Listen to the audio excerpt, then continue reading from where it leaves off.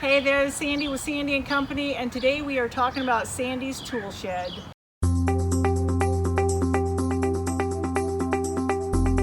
Just a reminder that I help my clients and our community, whether you are selling a house, buying a house, or staying in a house. And one of the ways that we do that is with our tool shed.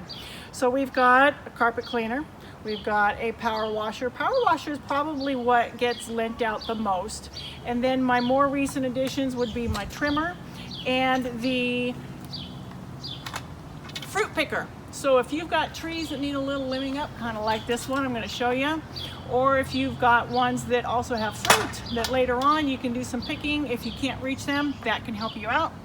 So all you have to do is come on over and take the it's a telescoping clipper, so you go like this and down it goes, and then you come back up here to see if this one works too.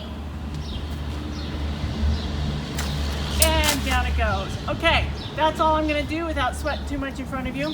Have an amazing day. If you need a tool, let me know. If you're looking to sell a house, buy a house, or see if there's anything else you need to stay in a house, please reach out.